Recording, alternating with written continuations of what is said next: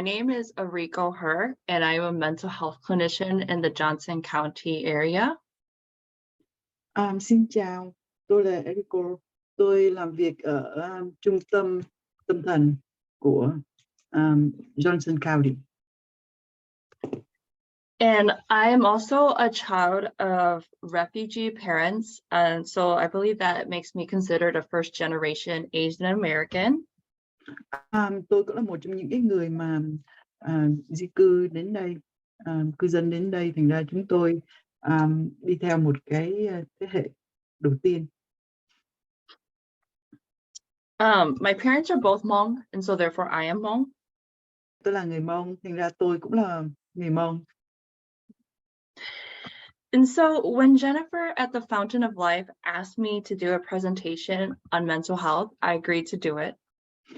Bởi vậy khi mà Jennifer là cái người mà hỏi tôi là tôi có thể làm một cái chương trình nói về vấn đề về bệnh tâm thần ấy, thì tôi đã đồng ý về chuyện này. I became interested in mental health because I noticed the challenges that I and so many of my peers, my Asian peers, faced growing up. And that's why I decided to pursue mental health. Khi tôi đồng ý và chọn cái ngành nghề này là vì tôi đã nhìn thấy những người xung quanh tôi, những bạn bè và những anh chị em tôi đã đối mặt với cái vấn đề tâm thần. I believe that there are many great things about our Asian culture, but because we experienced a lot of trauma throughout our lives, it's been passed down from generation to generation. Tôi biết rằng theo cái văn hóa của người châu Á mình thì có những cái mà chúng ta cứ giữ kín, nhưng mà khi mà đã nói tới vấn đề tâm thần á, thì cái vấn đề tâm thần, bệnh tâm thần này nó sẽ truyền từ đời này qua đời khác, thế hệ này qua thế hệ khác. So therefore we've passed down behaviors that, maybe they helped us during our time of suffering, but it's no longer as beneficial to us now. Và coi như là những cái sự khó khăn đau khổ đó thì nhiều khi chúng ta cần phải được giúp đỡ, và cho tới ngày hôm nay thì chúng tôi hy vọng là những cái đó nó không có còn tồn tại, để chúng tôi có những cái phương pháp để cứu giúp đó. So that's why I chose to do my presentation on the effects of trauma. Bởi vậy tại sao mà tôi đã lựa chọn cái chủ đề của tôi là những cái ảnh hưởng của chấn thương. So what is trauma? Tôi muốn nói về chấn thương là gì? So trauma, it's identified as situations that cause severe physical and psychological stress reactions. Cái sự tổn thương, chấn thương đó là một cái mà nó đã ảnh hưởng từ những cái sự việc xảy ra xung quanh, nó ảnh hưởng đến tâm lý và vấn đề tinh thần của thể xác nữa. It can be related to one event, multiple events, or a series of circumstances that causes somebody or that someone experiences.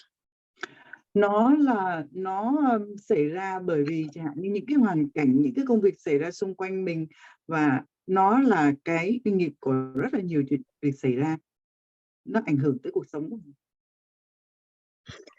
And where the person identifies the events as physically and emotionally harmful or frightening. Coi như và khi mà cái người mà bị như vậy, khi mà họ nhận ra cái điều này thì thật sự họ đang là bị tổn hại rất là nhiều. So these situations have a severe impact on the person's physical, social, and sometimes spiritual sense of being. Cái vấn đề này nó ảnh hưởng tới vấn đề tinh thần, thể chất rất là nặng nề. Trauma can be a constant condition, such as being exposed to domestic violence, being in an abusive relationship, or child neglect. Cái sự tổn thương này nó có thể xảy ra bởi vì bị ảnh hưởng bởi vì bị hành hạ, bị làm nhục, hoặc là bị tổn thương, hoặc là những cái hành vi không tốt trong gia đình.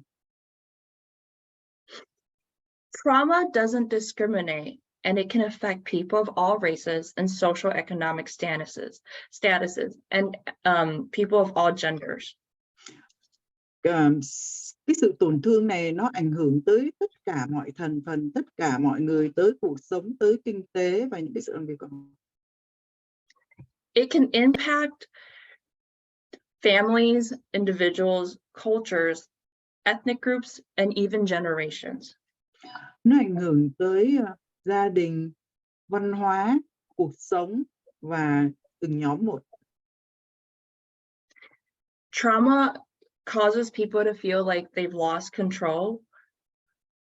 And when people think about trauma, they think about the big T trauma, like going to war and tsunamis. They think about physical or sexual abuse.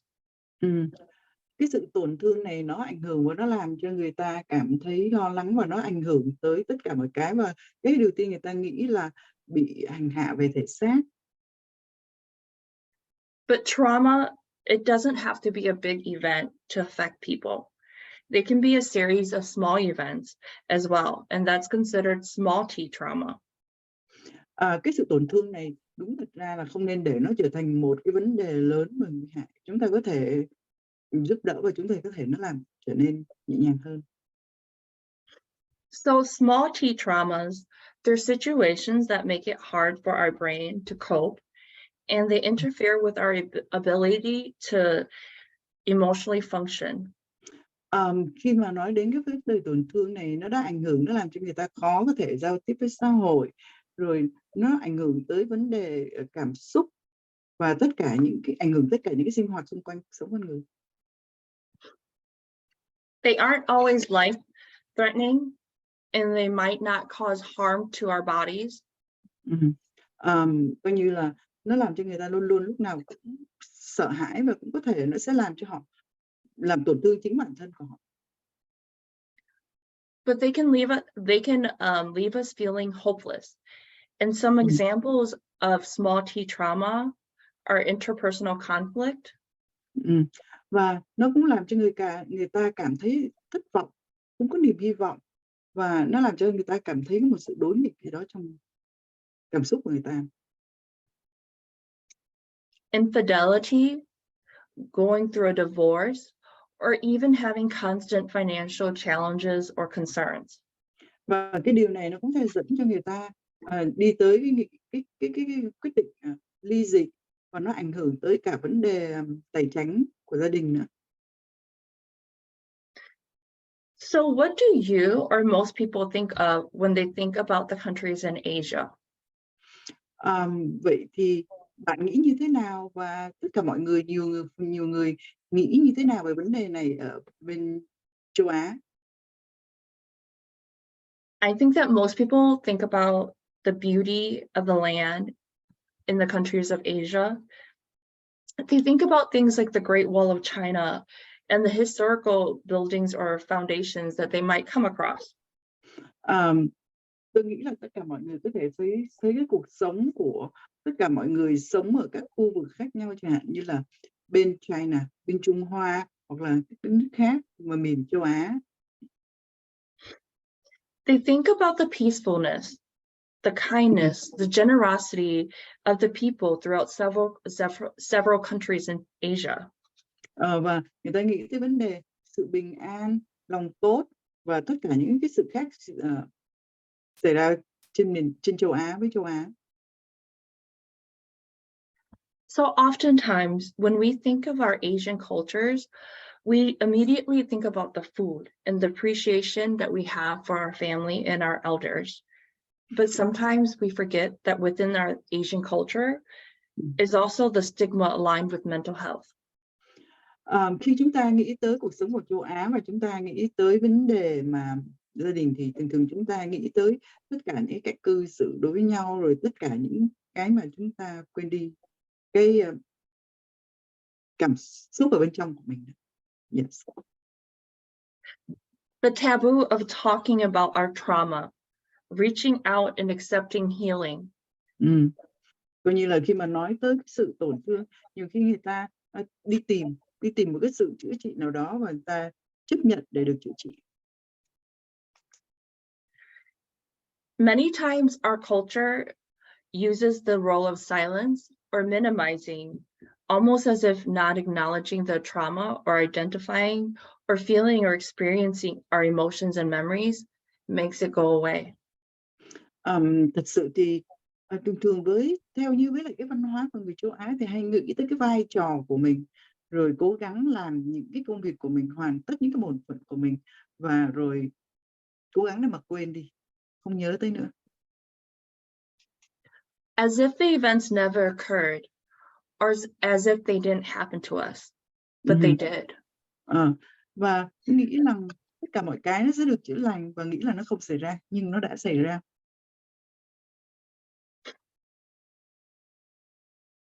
I think that what a lot of people forget, and a lot of Asian Americans ourselves, that we can forget. Tôi nghĩ rằng cũng có rất nhiều người và có thể là đã sống ở bên đây nghĩ về những cái chuyện đã xảy ra với chúng ta. Is that Asia is a continent that's filled with war-torn countries and people living in poverty.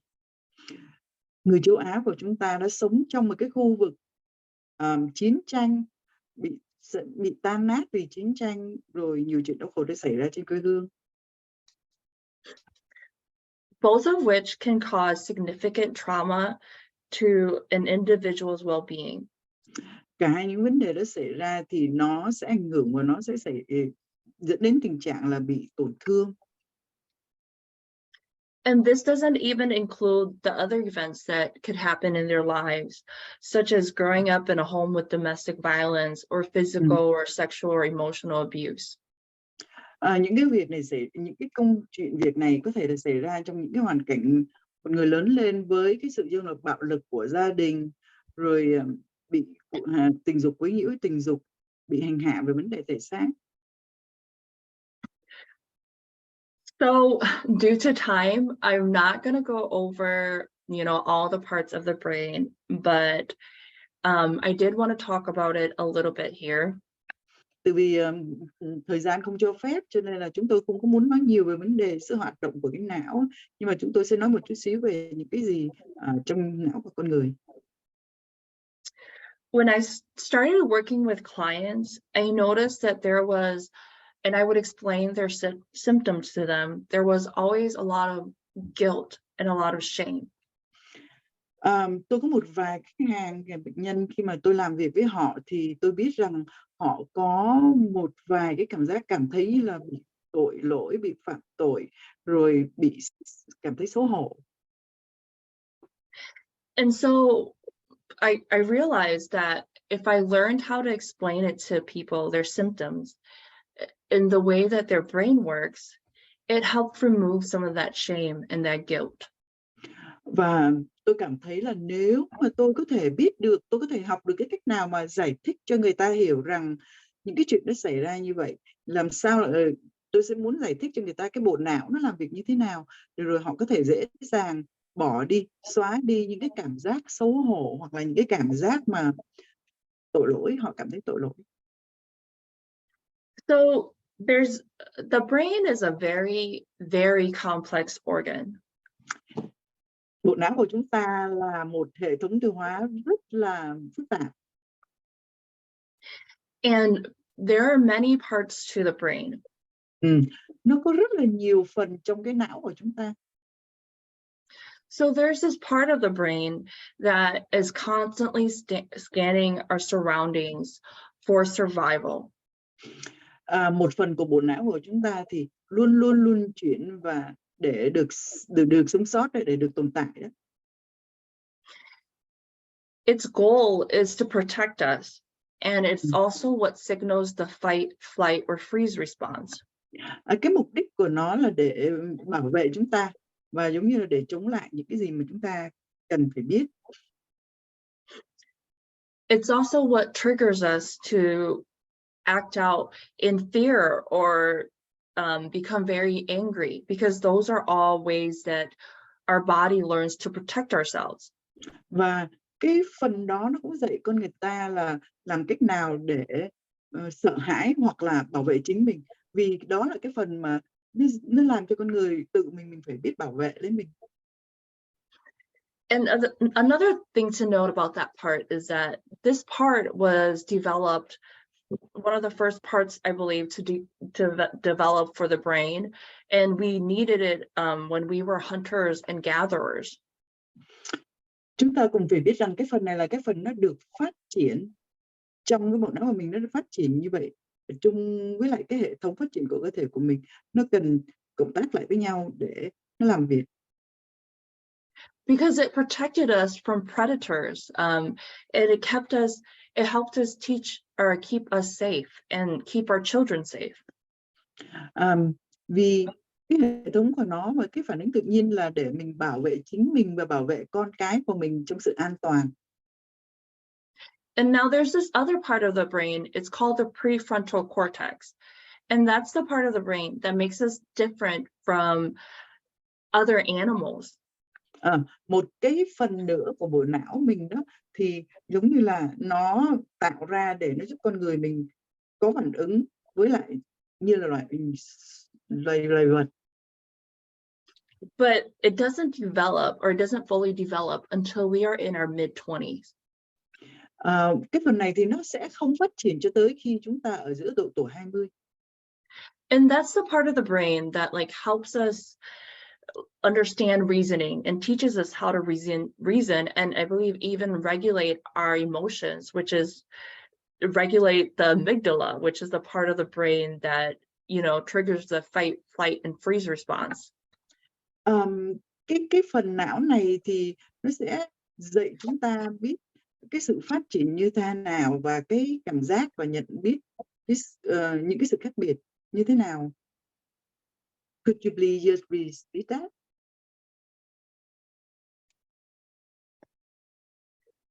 So, as I said earlier, when we were hunters and gatherers, we had a part of the brain that we needed, and it's still part of us now, where it's constantly scanning for survival, trying to make sure that we are safe and doing whatever it can to protect us. Như tôi đã nói trước đây này, chúng ta là những người đi tìm kiếm và những người cố gắng để được sống sót, để được tồn tại. Thì để được sống sót và tồn tại thì chúng ta phải biết cách bảo vệ chính mình bằng cái sự an toàn. And this is also the part of the brain that is triggered when we experience trauma.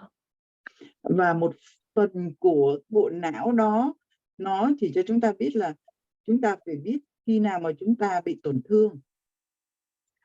It forces us to like respond in a quick way to whatever situations we might have come across. Và cái bộ não này nó làm cho chúng ta có những cái hành động giống như là chúng ta phải chống trả lại liền, có những cái hành động ngay lập tức khi mà cái đó là cái phản xạ tự nhiên của mình. It's how it helps us survive wars, because we always have to be on the lookout for whatever might come at us. Cái phần này nó giúp chúng ta tồn tại và sống sót vì chúng ta biết cách phòng ngừa. But if it's overactivated too much, then even when we are no longer in a dangerous situation, when we are in a safe environment, it can still remain overactivated. Thì thật sự cái phần này nó làm việc và nó hoạt động rất là lâu dài. Ngay khi cả chúng ta không còn trong sự nguy hiểm nữa, nó vẫn nằm đó, nó vẫn còn ở trong cái suy nghĩ đó. And if it remains overactivated, it can lead to psychiatric disorders. Và khi nó còn lại và nó tồn tại trong con người của mình, trong bộ não của mình, thì nó sẽ dẫn tới vấn đề tâm thần.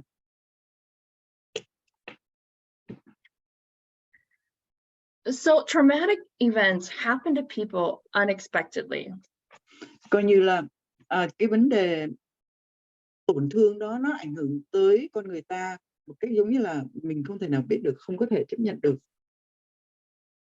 People might experience the event, they might witness it, or they might hear it from other people, and that's going to cause them to have a fight, flight, or freeze response. Cái sự tổn thương này có thể họ học được và họ biết được những cái chuyện xảy ra xung quanh của họ bằng những cái người thân của họ, những cái mà họ đã tận mắt chứng kiến, chẳng hạn như là bằng cách chiến đấu, sợ hãi hoặc là cô lập lại. So somebody's experience of the event is what determines if it's traumatic or not. Và khi xảy ra như vậy thì người ta có thể nhận biết và coi là nó là một sự tổn thương hoặc là không. One of the most important details to remember is that two people can experience the same event, but each interpret the event differently. Cái chuyện này có thể là hai người ta nằm trong một tình trạng, nhưng cái sự cảm giác và những cái chuyện xảy ra thì nó hoàn toàn khác nhau. Most people are going to try their best to overcome the situations when they're experiencing trauma. It's how the brain and the body responds afterwards. Nhiều người á, thì giống như là muốn cố gắng chống lại hoặc là làm cách để không bị trong cái sự tổn thương này. And sometimes the small symptoms can turn into these psychological or psychiatric disorders. Sometimes it can lead to post-traumatic stress disorder. Và có đôi khi cái vấn đề tổn thương này nó sẽ trở nên chẳng hạn như là mình bị căng thẳng, rối loạn. It can also lead to anxiety disorders such as generalized anxiety disorder, panic attacks, and panic disorder. Và cái chuyện này nó có thể dẫn đến con người ta giống như là sống một cách hoang mang, sợ hãi, luôn luôn lúc nào cũng cảm thấy là rất là hồi hộp và lo lắng.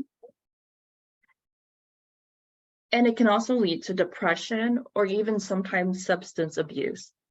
Và có những lúc nó sẽ xảy đến là bị trầm cảm nặng nề. And sometimes these symptoms can show up as medical problems like having arthritis, headaches, or chronic pain.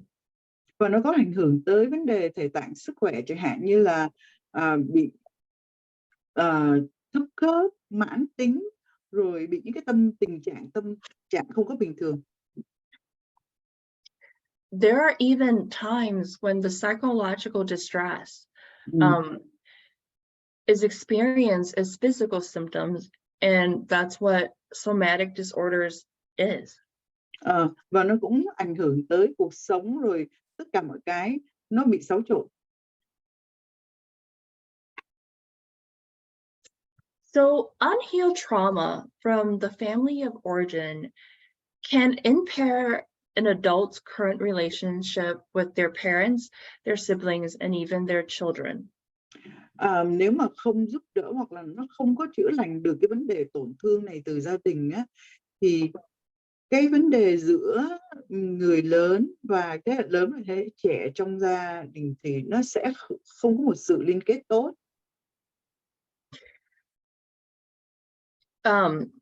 We pick up these, so basically we pick up these survival strategies during our time of trauma, and we pass it down from one generation to the next. Chúng ta đang vùng vẫy và đang rất là khó khăn trong một cái tình trạng bị tổn thương, rồi cái tình trạng tổn thương đó nó ảnh hưởng đến mình, rồi cái tâm lý đó nó sẽ đi xuống, nó sẽ lan ra tới cái thế hệ tiếp tục của mình.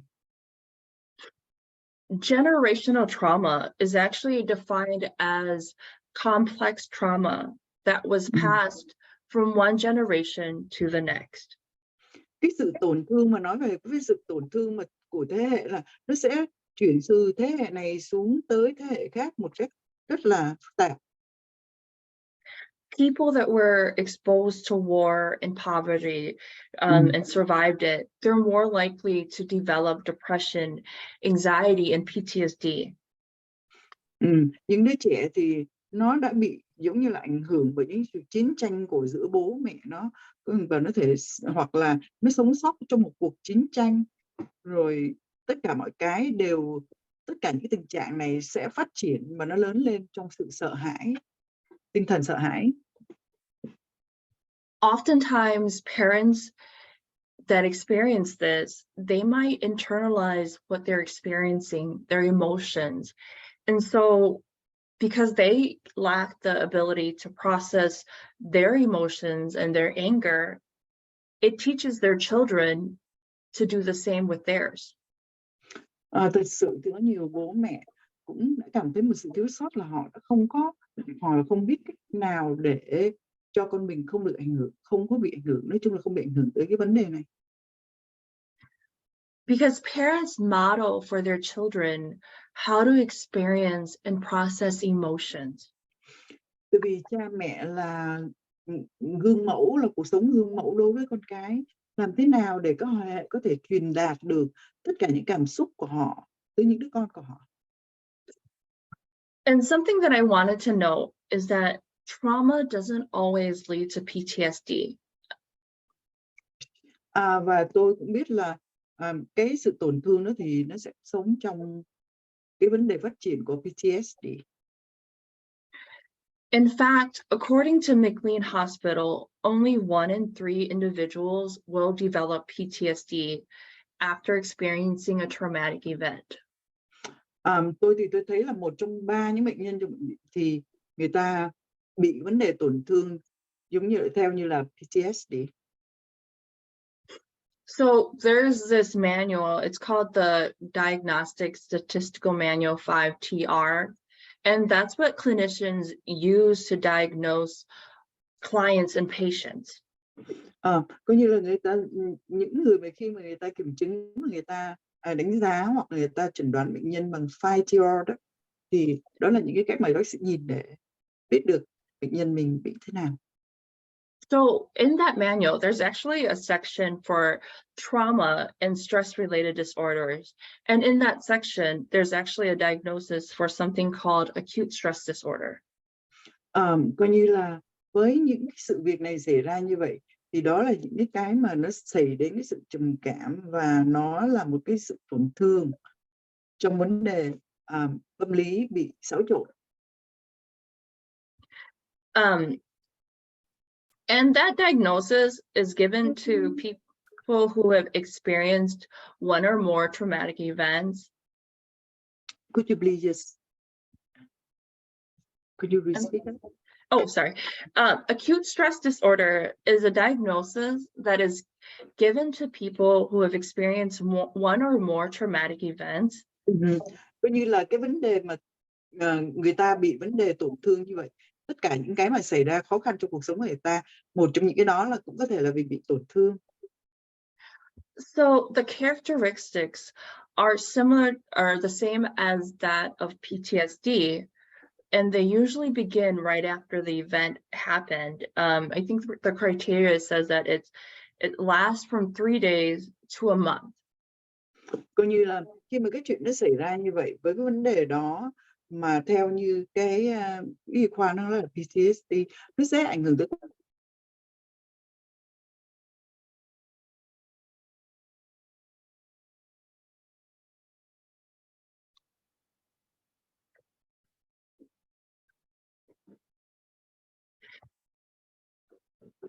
So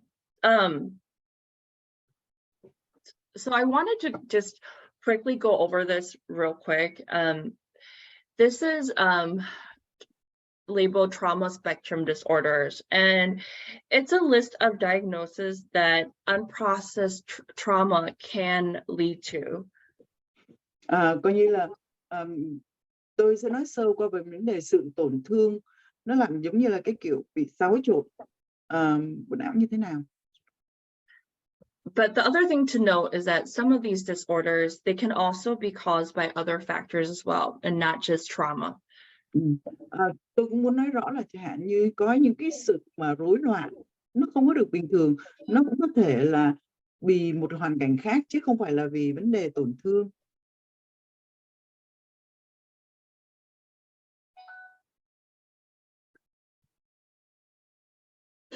So according to research that was done by Christie, there is a 7.8% lifetime prevalence of PTSD developing after a traumatic event.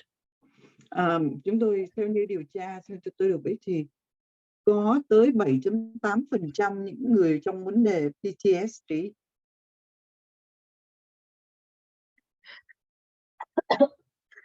And so just to give you a general idea of what that means, if our world population is 7.8 billion, để chúng tôi cho mọi người có một cái tầm nhìn xa hơn là trong cái thế giới của chúng ta là tới 7.8 triệu %. that means that 8% of that, 624 million people, Có nghĩa là tới 8% trong số đó, có nghĩa là 6.200.000 đến 200.000 người. they will develop PTSD at some point in their lifetime. Trong cuộc đời của họ, sometimes đã xảy ra cái vấn đề PTSD. So the reason why this matters is that the majority of adults who develop or have PTSD, they also have dependent children. Coi như là cái vấn đề có nghĩa là một số rất đông những người lớn mà bị cái vấn đề PTSD đó thì họ lệ thuộc vào những đứa trẻ. Unhealed PTSD can affect the parent and child relationship. Rồi cái vấn đề tổn thương này nó cũng có thể ảnh hưởng tới vấn đề liên hệ tình cảm. It causes parents to feel less satisfaction from parenting. Rồi nó có thể ảnh hưởng về vấn đề bổn phận tình cảm của cha mẹ. And it can interfere with the emotional and the social bond, the relationship that's supposed to develop between a caregiver and a child. Và nó cũng ảnh hưởng tới vấn đề tình cảm giữa hai người, chẳng hạn như vấn đề một người chăm sóc những đứa trẻ, nó cũng sẽ bị ảnh hưởng về vấn đề đó. And PTSD, when it's not treated, it can also cause the parent to react in a more aggressive manner. Và nếu mà PTSD không được chữa trị kịp thời và đúng cách á, thì nó sẽ làm cho cha mẹ có những thái độ và tính cách nóng nảy, bực tức. And so these traits, right, they're learned behaviors from the child learns it from the parent now. And so they get passed down from generation to generation. Và khi mà cha mẹ nó có những cái tính cách, những thái độ như thế nào thì những đứa con sẽ học hỏi từ những thái độ đó và nó sẽ cứ truyền đạt như thế cho cái thế hệ sau. So there was actually a theorist, John Bowlby. He developed a theory called attachment theory. Bởi đó ông John Bowlby thì ông đã có một cái lý thuyết về vấn đề này. And it basically explains the relationship between caregivers, like parents and grandparents, which I know many of you are grandparents, and how important you guys are in a child's life. Và cái vấn đề này thì nó đặt ra, nó nói để nó giúp cho những người có sự liên hệ chăm sóc lẫn nhau, chẳng hạn như là ông bà, cha mẹ và những đứa con, những đứa trẻ, những đứa cháu. Tôi biết là ở đây có rất là nhiều người là những bậc ông bà. From the moment the child is born until even like they're 6 or 7, you as caregivers have a huge impact on this child's development. Từ khi đứa trẻ được sinh ra, nó lớn lên, ngay cả nó rất lớn rồi, mình đứng trên cương vị vẫn là những người chăm sóc. When they're a baby and they're crying to be fed or to be held, and you are the one that's, you as the caregiver, you are like helping them meet that need by providing them a bottle, by holding them. Khi những đứa trẻ sơ sinh nó khóc vì nó đói hoặc vì nó cần sự giúp đỡ, thì những người lớn, chúng ta là những cái người mà cho những đứa trẻ những cái bình sữa để bú và ôm những đứa trẻ đó. You teach them that they can trust you because you will help them meet these needs to help feed them. Những cái hành động đó là những hành động mà chúng ta đã dạy cho những đứa trẻ rằng chúng nó liên hệ với chúng ta và chúng ta là những người chăm sóc nó và dạy dỗ nó. And even as they grow older and they become toddlers and they become little children, when you spend time with them, when you feed them, when they're crying and you soothe them, Ừ. Ngay cả khi những đứa trẻ đã lớn lên, dù là nó rất là lớn rồi, nhưng nó vẫn cần bạn. Trong khi nó khóc, nó buồn, nó cần ăn, nó gì, bạn vẫn là những người chăm sóc nó. They're learning that they can rely on you and that Ừ. you are a safe person Ừ. and they can be safe when they Ừ. are with you. Và từ đó thì những đứa trẻ nó học và nó nhận biết được rằng bạn là người an toàn, là cái người mà nó tin tưởng và nó an toàn, cảm thấy an toàn khi mà nó ở với bạn. So these years, these first few years of a child's life, they are very important. And you as caregivers, as grandparents, as parents, as aunts and uncles, you have a significant impact on this child's development. Bởi vậy trong những năm đầu tiên của sự phát triển của đứa trẻ, cha mẹ, ông bà, cô chú, cậu bác, những người sống xung quanh nó, những đứa trẻ đó là một cái mẫu mực, là một cái gương mẫu, tất cả mọi cái thì đứa trẻ đã học từ chúng ta. You teach them about trust. You teach them how to regulate and control their emotions and work through their emotions. And you also teach them about safety. Coi như là chúng ta là những người dạy dỗ những đứa trẻ về mọi mặt, dạy dỗ những đứa trẻ về cách thái độ cư xử, cách làm sao mà có thể kiềm chế được cảm xúc của mình, cách giao tiếp, tất cả mọi cái nó đều học từ chúng ta. But so that's the healthy attachment, but then there's also the unhealthy attachment when caregivers are unable to meet the needs of children. Đó là những cái sự cần thiết lành mạnh của những đứa trẻ học được từ những người chăm sóc đó. Nhưng bên cạnh đó cũng có những cái thái độ, những cái tính cách, có những cái không lành mạnh từ những người chăm sóc những đứa trẻ. Tại vì nếu những người đó là những người không biết làm cách nào để làm gương mẫu hoặc là chăm sóc cho đứa trẻ đó. And when there's an unhealthy attachment, it affects the child's ability to learn how to trust and their sense of safety. Và cái sự liên hệ mà không được lành mạnh đó, cái sự học hỏi không được lành mạnh, không có gì tốt đó, thì nó làm cho đứa trẻ không biết làm thế nào để học, làm thế nào để tin tưởng, có sự tin tưởng. So these relationships are really important because they build the foundation for the child's life. Bởi vậy, cái sự liên hệ tình cảm này nó rất là quan trọng, nó là nền tảng cho những đứa trẻ lớn lên trong cuộc đời của nó, để nó xây dựng cuộc sống của nó. And it affects them for the rest of their lives in their relationship with other people, in their work relationships with other people, and even who they are. Và cái vấn đề này thì nó sẽ ảnh hưởng tới những đứa trẻ, và nó sẽ giúp những đứa trẻ nhận ra là khi mà nó giao tiếp, vấn đề giao tiếp với những người khác nó như thế nào, và nó sẽ ảnh hưởng tới cả cuộc đời, cả cuộc sống của những đứa trẻ. So I think that one of the struggles that I think I found, and I'm sure others experience as a first generation American, is how to separate ourselves from our family of origin. Có những cái mà tôi đã học được, tôi kinh nghiệm được đầu tiên, nghĩa là cái thế hệ đầu tiên của người ở bên Mỹ này, đó là làm thế nào mà chúng ta có thể tách rời ra cái thế hệ trước và cái thế hệ sau. Because especially us as Asian Americans, we come from a culture that is more of a collectivist culture, whereas the American culture is more individualistic.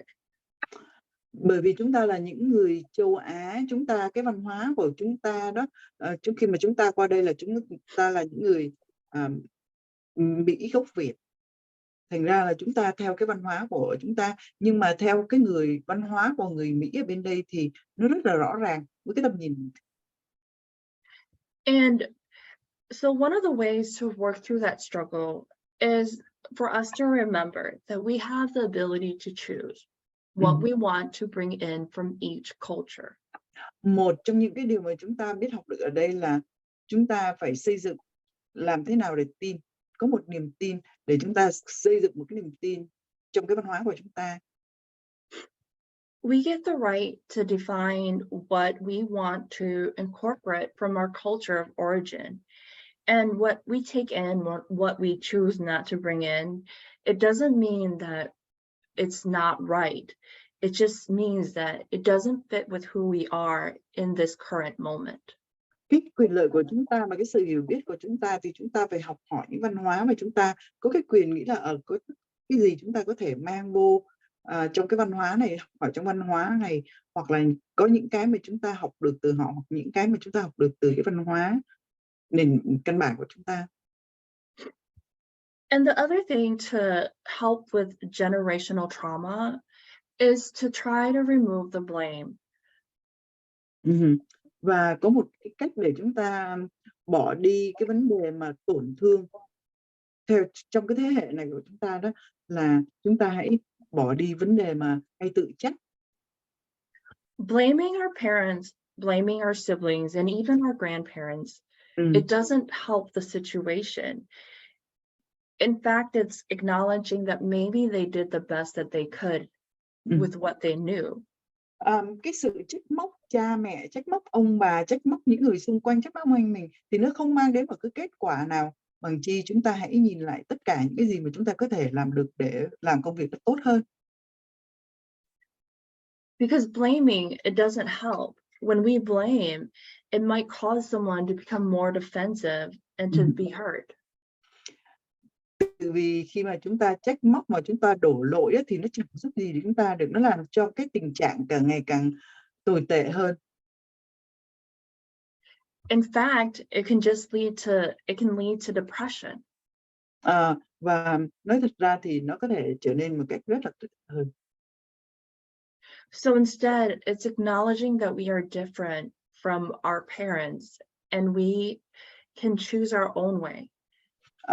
Và chúng ta có thể nghĩ rằng cái sự suy nghĩ và hiểu biết của chúng ta nó khác với cha mẹ thì chúng ta có thể chọn lựa. The other thing I wanted to add is that, I think because we came from war-torn countries or countries of severe poverty, at one point, criticism might have served its purpose, right? Có một điều tôi muốn hỏi là chúng ta là những người châu Á, chúng ta là người đã sinh ra và lớn lên trong những cái đất nước chiến tranh và nghèo khó, có phải không? Because we couldn't make mistakes. We had to constantly make sure that we were doing the right thing. Bởi vì con người chúng ta thì thường thì vẫn làm những cái điều sai, điều lỗi, nhưng mà chúng ta cần phải cố gắng giúp làm sao mà để đối lại. But we are no longer under those circumstances. And so when we criticize, it no longer helps us to the extent that we think that it does. Coi như là vậy thì chúng ta không còn nằm trong cái vấn đề mà ví dụ như chúng ta hãy cố gắng tìm cách mà giải quyết vấn đề như thế. One of the things that really stood out to me when I was in my graduate studies was that in my social psychology class, I read about how Asian Americans, we are actually the most successful minority groups, right? But we all, coi như là tôi nhận biết ra cái giữa hai cái văn hóa của người Mỹ và người châu Á chúng ta. But we also have the lowest self-esteem. And I correlate that with our culture of constantly criticizing ourselves and each other, constantly pointing out our mistakes and our failures. Coi như là chúng ta thì giống như là cái điểm mà chúng ta mà tự nhận về những cái điểm sai lầm của chính con người mình đó,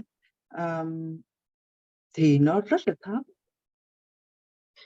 And because when we constantly do that, it increases our anxiety because of the negative thoughts that are constantly playing in our minds. And it doesn't help us to the extent that we believe that it is. Tại vì những cái điều đó xảy ra cho mình nó có thể ra thường xuyên như vậy, nó làm cho mình cảm thấy hoang mang và sợ hãi, thành ra là nó không đưa đến một kết quả tốt.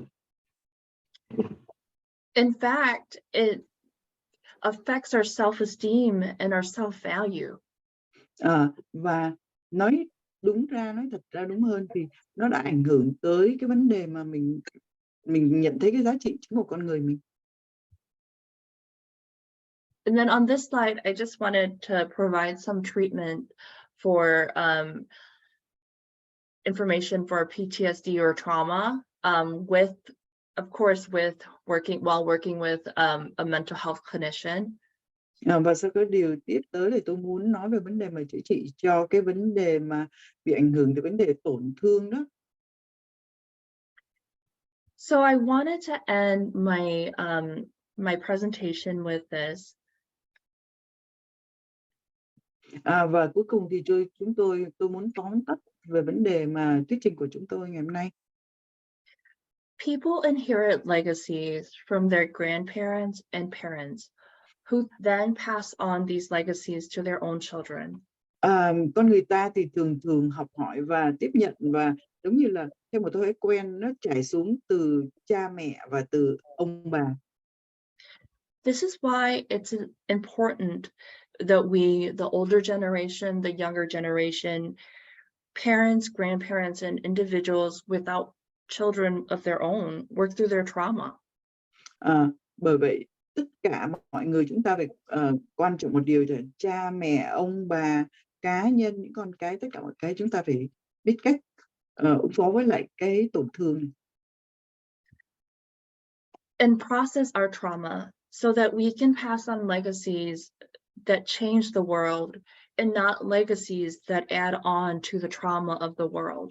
Và chúng ta vậy làm thế nào để làm cho cái sự tổn thương này nó không còn tồn tại, nó không còn nhiều nữa trong cái thế giới này. And then I also wanted to provide some resources for you guys, if you guys, and feel free to reach out to me. I provided my email on here if you guys have any questions as well. Yeah, thank you guys so much for allowing me to do this presentation again. And thank you so much for interpreting this in Vietnamese. You did a great job. Thank you. Thank you. Và để cuối cùng là chúng tôi chỉ ra những cái mà chúng tôi đã học hỏi và cái email của tôi và những cái mà chúng tôi đã kiếm được. Xin cảm ơn tất cả mọi người. Cảm ơn người thông viên. Thank you very much. Thank you. Thank you. Bye.